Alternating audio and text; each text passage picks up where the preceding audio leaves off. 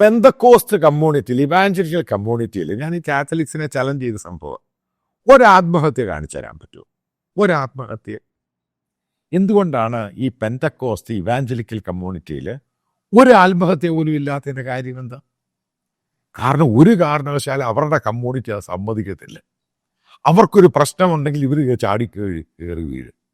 അത് sort out ചെയ്യും. അവർ പ്രാർത്ഥനയെ കൂടെയും പരിപാടിയും എന്താണെങ്കിലും സഹായിച്ചത് അത് മറികടക്കും. ഇത് ഒത്തിരി പേർക്ക് അനുഭവമുണ്ട്. ഇതൊരു ഘടകം തന്നെയാണ്. ഒരു മനുഷ്യനെ ആശ്വസിപ്പിക്കുക, അവൻ്റെ കൂടെ നിൽക്കുക അവൻ്റെ പ്രയാസഘട്ടങ്ങളിൽ. ഇവൻ യന്ത്രമനുഷ്യനൊന്നും അല്ല.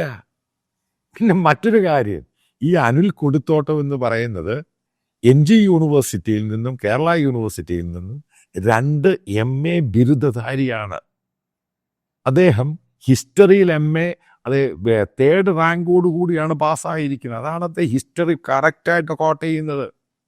അതുകൊണ്ടാണ് അത് ആധികാരികതയുള്ളത്. പിന്നെ MA ഫിലോസഫി ഗാന്ധി യൂണിവേഴ്സിറ്റി എടുത്തയാളാണ്. അത് നല്ല രീതിയിലാണ് പാസ്സായിരിക്കുക. പിന്നീട് അദ്ദേഹം അത് കംപ്ലീറ്റ് ചെയ്യാൻ പറ്റിയില്ല. ഇദ്ദേഹം കേരളത്തിലെ പല ബൈബിൾ കോളേജുകളിലും ഹീബ്രു അധ്യാപകനാണ്. നിങ്ങൾ ഉദ്ദേശിക്കുന്ന പൊട്ടനൊന്നും അല്ല. നിങ്ങൾ ഈ പറയുന്ന ജാതി ഇവനെ പൊട്ടനായിട്ട് കരുതുന്നത് അങ്ങനല്ല. ഇതിനെ അക്സെപ്റ്റ് ചെയ്യാൻ ക്രിസ്ത്യൻ കമ്മ്യൂണിറ്റി തയ്യാറായി.